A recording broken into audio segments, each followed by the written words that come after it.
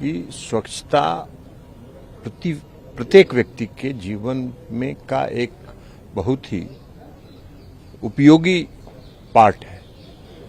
स्वच्छता से कई चीजों से छुटकारा पाया जा सकता है। कई तरह की बीमारियां गंदगी के कारण होती हैं, कई तरह की समस्याएं पैदा होती हैं, कई तरह की महामारी फैलती है।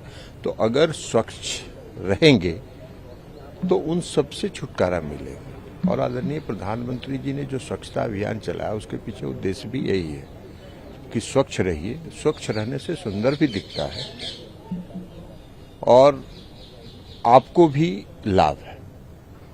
अब ये व्यापक तौर पर पूरे देश में ये होना चाहिए।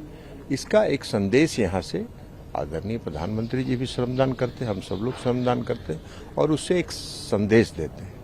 स्वच्छता सिर्फ स्वच्छता के नारे के लिए नहीं है, स्वच्छता को स्वभाव का अंग बनाना चाहिए और उसको अपने संस्कार में शामिल करना चाहिए कि हम अगर 10 मिनट आधा घंटा रोज अपने आसपास अगर साफ सफाई रखेंगे, गांव में गलियों को नलियों को अगर हम साफ रखेंगे तो उससे कई तरह की समस्याओं से छुटकारा मिलेगा।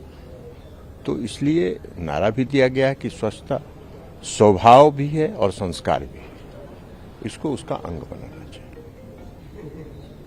बिहार के संदर्भ में देखिए, बाढ़ में लगाया जा रहा है कि सरकार को जिस तरह से लोगों की मदद करनी चाहिए वो फेल है। आप कभी आरोप लगाना तो अलग बात है, लेकिन आपको मालूम है कि बिहार में नीतीश कुमार जी प्रारंभ से जब से वो मुख्यमंत्री बने हैं एक ही बात उन्होंने कही है कि राजकोष जो है उस पर सबसे पहला अधिकार अगर किसी का है तो वो है आपदा पीड़ित लोगों का। और जब भी बिहार में आपदा आई है पिछले 20 वर्षों में, मैं भी वहां 5 वर्षों तक सरकार में मंत्री था, जब भी आपदा आई उन्होंने राजकोष को खुला छोड़ दिया। वहां जो हम अभी खुद भी मेरे क्षेत्र में भी बाढ़ आई थी, हम गए थे वहां। ये आरोप लगाना अलग बात है, बोलना अलग बात है। हम वहां गए थे, वहां जो कम्युनिटी किचन चल रहा था उसमें मुख्यमंत्री के आदेश पर एसओपी बनाया हुआ है उन्होंने कि जो भी कम्युनिटी किचन में और कैंप में आएगा उसको महिलाओं को कपड़ा, पुरुषों को कपड़ा, बच्चों के लिए कपड़ा, सबको एक एक थाली, एक एक लोटा, एक एक ग्लास दिया जाएगा। वो उसी में भोजन करेंगे। कोई पत्तल में नहीं खाएगा, पत्तल बाहर फेंकेगा तो उससे बीमारियां फैलेगी। पूड़ी नहीं खिलाया जाएगा कम्युनिटी किचन में, इसलिए कि पूड़ी में किस तेल का उपयोग है। तो ये सारा एसओपी बना हुआ है। बिहार में नीतीश कुमार जी को चले जाइए मधुबनी के इलाके में, दरभंगा के इलाके में, उनको कुंटलिया बाबा के नाम से लोग कहते हैं। जो आपदा पीड़ित परिवार था सबको एक एक कुंटल अनाज उन्होंने घर पर पहुंचा दिया। लेकिन आरोप लगाने के लिए अब उनके पास क्या उपाय है? आज का ट्वीट है तेजस्वी यादव का। देखिए, तेजस्वी यादव जब लालू यादव थे और 2008 में मनमोहन सिंह सरकार ने जब वहां बाढ़ आया था तो राष्ट्रीय आपदा घोषित किया, 1000 करोड़ का मिला। आप और जरा आपके राज्य से 30 सांसद हैं।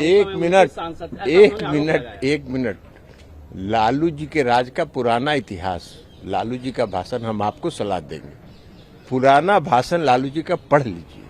लालू जी जब बाढ़ आता था तो कहते थे अरे बाढ़ आ गई तो गरीब सब मछली मारी खाई, बाढ़ तो मछली लेके आवेला। यही तो उनका था बाढ़ पीड़ितों के बारे में। तो ये बात छोड़ दीजिए, वो इस तरह के बयान देने के लिए वो जाने जाते हैं और वही संस्कार उनके पुत्र ने भी ग्रहण कर लिया है। तो अब इसका क्या जवाब दिया जाएगा? तो उनका पुराना इतिहास तो बता दिए कि बाढ़ आता है तो मछली मार के गरीब सब खाता है, बाढ़ में मछली आ जाता है। तो यही सब उनका बयान था, मजाकिया टाइप का। किसी भी चीज को, गंभीर समस्या को हल्का कर देना इनका स्वभाव का अंग है।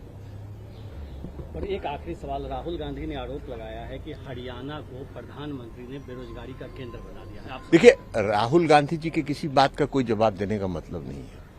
राहुल गांधी जी आजकल पूरे देश में घूम घूम के कह रहे हैं कि जाति आधारित जनगणना होना चाहिए। भाई, हम लोग भी कुछ दिन INDI में थे, हम लोगों ने प्रस्ताव दिया था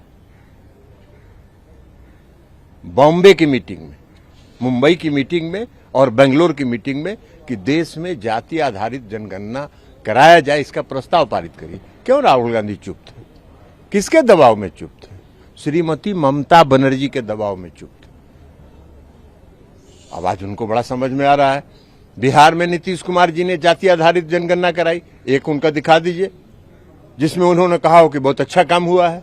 नहीं, तो वो इस तरह के वो भी पप्पू है, उनमें गंभीरता नहीं आई है, मैच्योरिटी नहीं आई है, परिपक्वता नहीं आई है। तो परिपक्वता नहीं आई है तो जो मन में आता है वो बोलते हैं। अरे आप अगर विरोधी दल के नेता हैं, आप देश की जो विपक्ष की सबसे बड़ी पार्टी के नेता हैं, तो अपने में परिपक्वता लाने का प्रयास करिए।